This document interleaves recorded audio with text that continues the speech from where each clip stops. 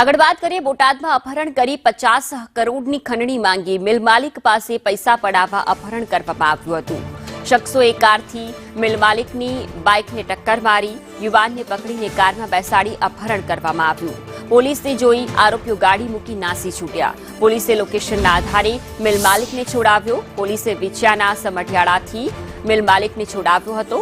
Creta ગાડીમાંથી કમળ દોરેલો ખેસ અને ધોકા પણ મળી આવ્યા છે। અપહરણમાં 2 કારનો ઉપયોગ થયાનું પણ ખુલ્યું છે। સંજય ઓળકિયા સહિત 6 શખ્સો દ્વારા આ અપહરણ કરવામાં આવ્યું હોવાનું પણ તપાસમાં સામે આવ્યું છે, જેમાં હિતેશ ઓળકિયા, સાગર જાપડિયા અપહરણમાં સામેલ હોવાનું ખુલ્યું છે, જેથી કરીને તે મુદ્દે કાર્યવાહી શરૂ કરાઈ।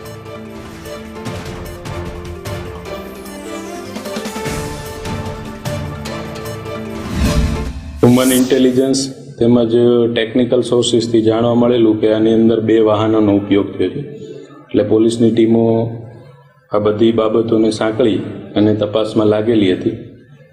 અને એ દરમિયાન અમારા સોર્સિસથી અને એમના જે સગાવાલા છે, જે વિપુલ છે, એમના ભાઈ છે સંજયભાઈ, એમની આ કામે ફરિયાદ દાખલ કરવામાં આવી હતી, એટલે એમના પણ અમે સતત સંપર્કમાં હતા।